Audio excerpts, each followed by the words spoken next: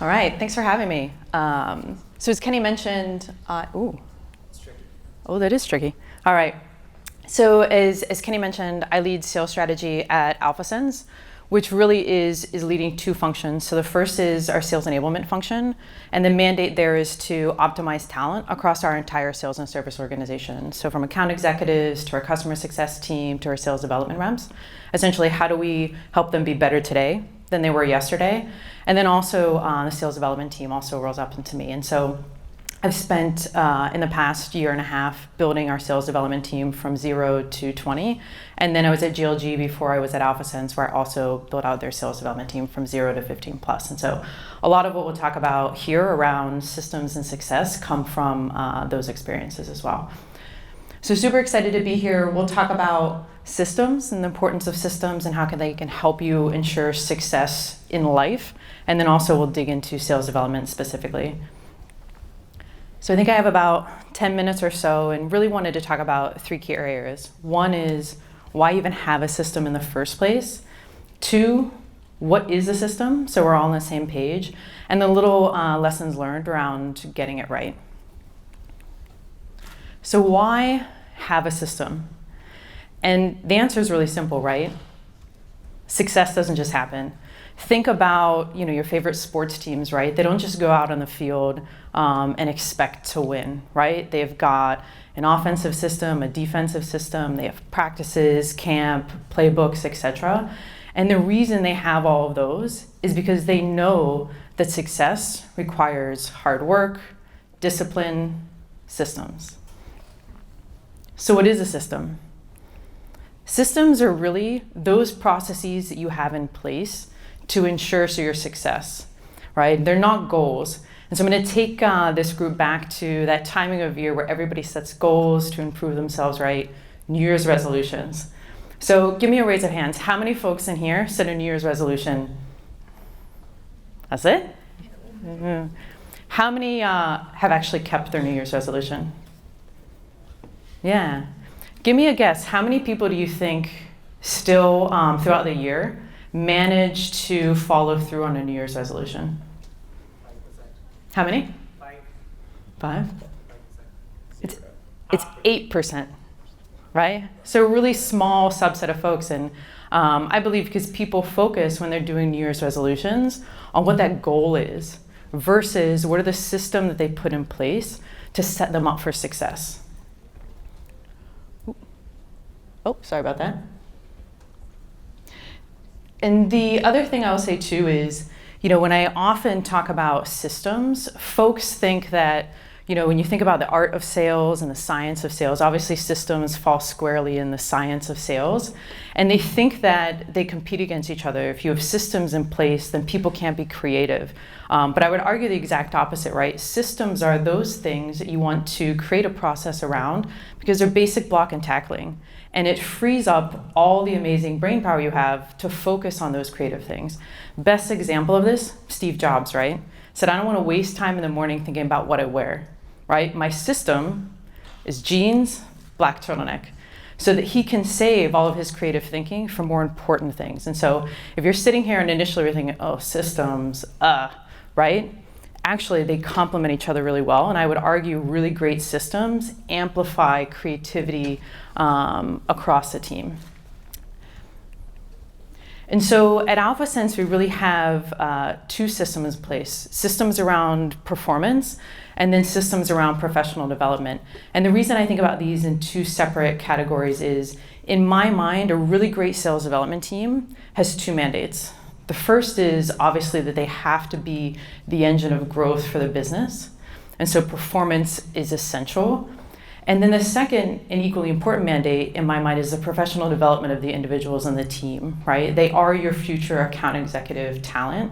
And at AlphaSense, we think of it as, our goal when we have individuals on our team is that we're trying to create amazing sales development reps, but in parallel, also amazing future account executives. And so I'll talk through some samples of systems we have in both of these categories. So performance systems. How do we make sure we hit goal? So the first is a daily call floor. And so some of you may have this in place. Our daily call floor is 50. And you should figure out what's right for your organization with respect to your personas, your messaging, how you're doing your outreach, etc. But making sure that you have a floor for your team with respect to calls, I think is really, really important. And as an organization, if you don't know what an average sales development rep should be doing with respect to calls on a given day, you should figure that out, because especially with new hires coming into your organization, I believe an organization owes their team what are the systems that are going to ensure you're successful. So think about call floors. And to the point earlier on creativity within the call floors as well, is we've got folks on our team that set their own personal call floors above that 50, right, based on the accounts that they're calling into and things like that. So most of you probably have this system in place, I would think. The key for this is put it in place and hold yourself accountable for it. So if you're a leader in the room, our call is 50. If I have a rep on the team that does 49 calls, I ping them and I Slack them and I say, friendly accountability reminder, the call floor is 50. And the reason for that is there's no use in setting a system if you're not, as a team, going to hold each other accountable and have the confidence that you've done the work to set the right system to be successful. So then everybody's on the same page about exactly why it is 50 and it's not 49 and it's not 48, etc. The second one is hunting blocks. And so this is our team sets specific time blocks together collectively with the same time blocks throughout the day. So 9 to 10:30, 11 to 12:30, 2 to 3:30, and 4 to 5:30. Every sales development rep on the team has time blocks on the calendar. And this does a couple things. One is it certainly allows us to, again, we owe the employee of how much time do you need to focus specifically on customized prospecting activities. And this is kind of hearkening to more of the high impact interval training versus marathon idea, right? And my philosophy is if you have a team that is really, going hard for 90 minutes, knowing they can dial it back and they've got a bit of a break in between, you're gonna have a higher level of intensity throughout the day than if you have folks trying to go end to end at a certain level of intensity. And this also helps obviously prevent burnout at the end of a day, at the end of the week, months, quarters, etc. The other thing it does really great is it allows the team to ebb and flow really, really efficiently. And so one-on-ones aren't interrupting these hunting blocks, team meetings aren't interrupting these hunting blocks. We have daily learning habits and role plays, which I'll talk about in a second, that are also outside of these hunting blocks. So you don't have this world where someone is kind of interrupting the productivity of another person as well. So consider those hunting blocks to allow that team to ebb and flow, really I would say almost as an organization, if you will. The second is call structures and sales methodologies. So if your organization doesn't have a sales methodology that they use as the basis for all of their coaching and training, there's lots of great sales methodologies, right? Sandler, Challenger, Miller-Heiman, Spin. More important than, I would argue, the one you pick, because they all have really great aspects to them, is the fact that your organization picks one. So that everybody's speaking a common language. And if your organization doesn't have one and you're a sales development leader in the room, pick one for your team because it does allow you to optimize by speaking the same language. We use Sandler at AlphaSense, and they have a call and meeting structure that we use to coach and train to. And so what that call and meeting structure allows us to do is really accelerate ramp for new hires, because it takes a call, which is a scary thing the first time you're doing it, breaks it into digestible chunks that we can optimize around. And to my earlier point around systems amplifying creativity versus stifling it, I'm not a big believer in scripts. Our sales development reps don't have the same AlphaSense script. I feel like it's important that people find their own voice so they sound authentic, they sound genuine. And so we certainly have a call structure in place. And if my 20 SDRs were up here, you'd hear actually different talk tracks, but you would hear the same system. And so again, they don't have to worry about how do they structure their call, because we've said this is how you want to structure to be successful. They're focused more on that creativity of how do I adjust my normal talk track because I'm calling into a head of competitive intelligence versus a head of corporate strategy today. So again, freeze that creative thinking up for more of that persona specific objection handling and language versus how do I be successful on the call. And then the last one here is his campaigns. And so obviously, Manny's in the room and he'll I imagine, talk deep about outreach, but this is that system, right? Whether you're using SalesLoft Outreach or other platforms that allows you to run those multi-touch, multi-channel outreach campaigns in a really systematic way that's going to be essential to your success, right? Emails, phone, social. So those are the 4 key kind of performance systems that we have in place at AlphaSense.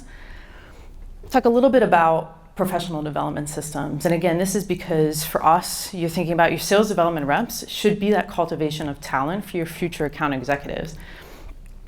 So there's 2 systems that I wanted to talk about here. The first is the daily learning habit. And so I mentioned, right, when I was talking about those hunting blocks, it allows us to do daily learning habits. So every day, 10:30 to 11, the sales development reps are going to be off the floor.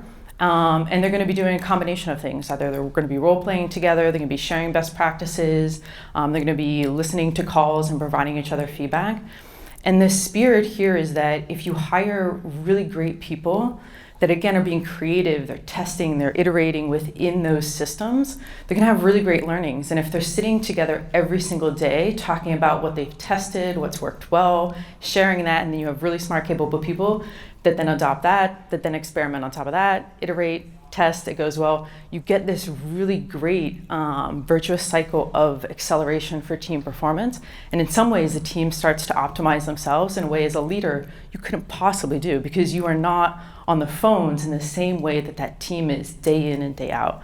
And so this learning habit, I think, is absolutely essential to a team that is really focused on being better today than they were yesterday.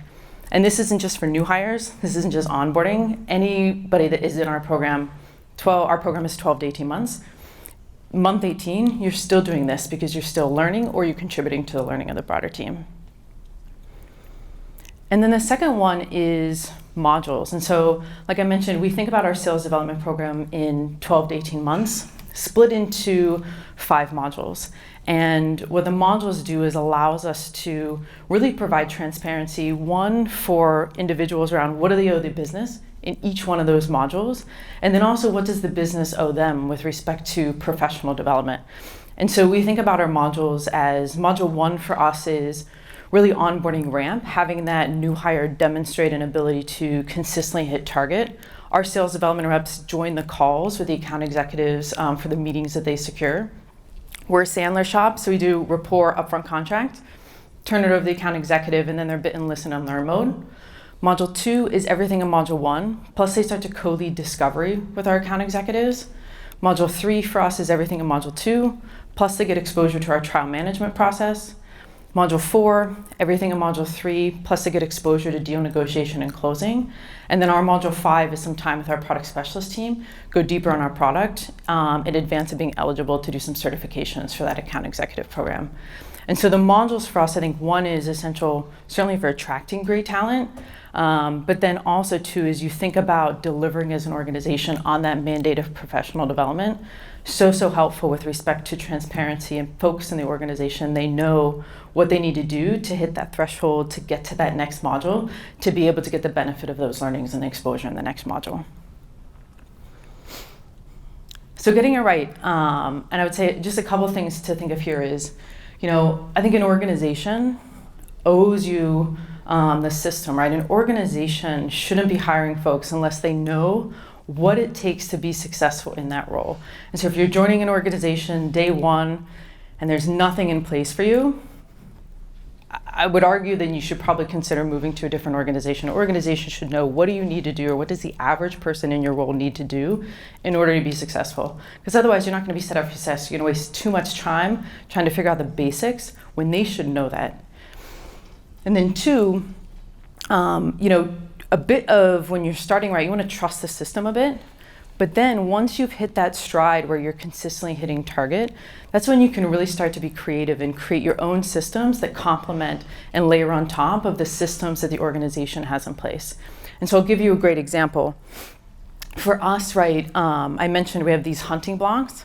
And again, in the spirit of creativity complementing the systems, I don't dictate to the team whether they're calling in those hunting blocks, whether they're emailing, whether they're doing social touches, right? They have control and are empowered to do whatever they think is best for their book of business.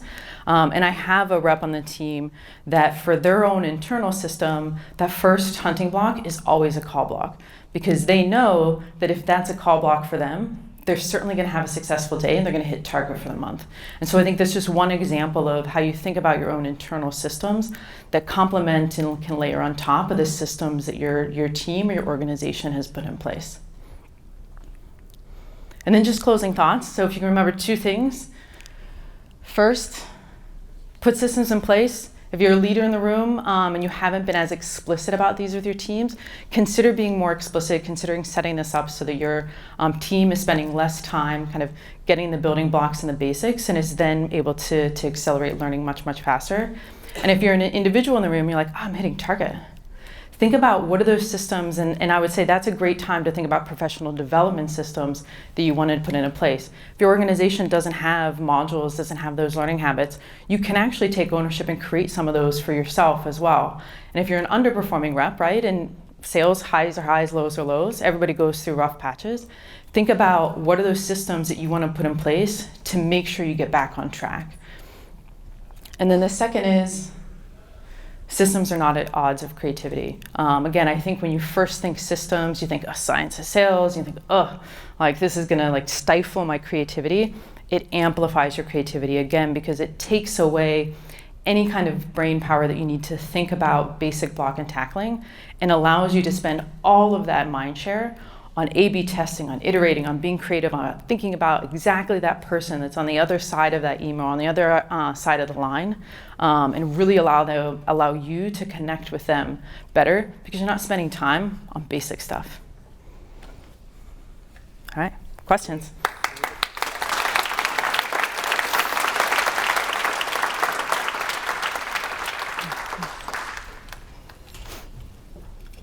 I can give it over here. Thank you. I love the idea of creativity and systems going hand in hand. One thing I was thinking of, I work at Sales Talent Agency, and we work on helping companies that are at all stages of their growth hire B2B sales professionals. And thinking about what you said, if you're a candidate going into a company that doesn't have a lot of systems in place, what would you recommend to a leader who is looking to hire a team that kind of needs to work out what their systems are maybe? Because I imagine there are some candidates that would thrive in the environment where they're helping develop that, but what would your recommendation be for a company getting a draft of a system in place when they don't have practice with a team yet? Yeah, I would say, so it's certainly okay to set up a system, and if you don't have, benchmarks in place to know what works, what doesn't, best to set up a system that you can iterate and experiment with. So if you're sitting here in the room and you say, I don't have a sales development team yet, or a BDR team yet, or I have one person, still start to set up your systems, because hopefully you're all in high growth organizations and you're gonna have to have systems that allow you to scale, right? And so as you move 0 to 1 to 2 to 20 to 25 reps, you wanna create some of those systems. So totally fine to put some in place, test them, learn, change them. I think that's totally okay. And if you're a candidate thinking, is an organization going to be a better fit for me because it has a system or not system? Again, I would encourage you to think of it less as, are you going to have more creative freedom at an organization with systems in place? Because I think if you were to talk to my sales development reps versus other organizations, they would say actually they're empowered to be creative and test and iterate a lot more than other organizations. And again, it's because they're not wasting time trying to figure out, should I make 40 calls today? Should I make 70? How do I want to set up this call, right? All of that's kind of taken care of for them. And so they can actually be more creative. And so, and also too, the other thing for any individual contributors in the audience as you're thinking about joining organizations, talk to that organization as part of the interview process, right? You're evaluating them as well. And so I think part of the question is, what systems do you have in place to make sure that I'm successful? And then also how do you get feedback from the team around what's working, what's not working? Because everybody in this room that is in an individual contributor role should be able to have a voice in those systems, and certainly as an organization is iterating on top of those, right? Should be sourcing feedback from the team as well. And so I would use the interview process to vet where an organization is at, and then also philosophically how they're thinking about it. And I think that'll allow you to assess fit.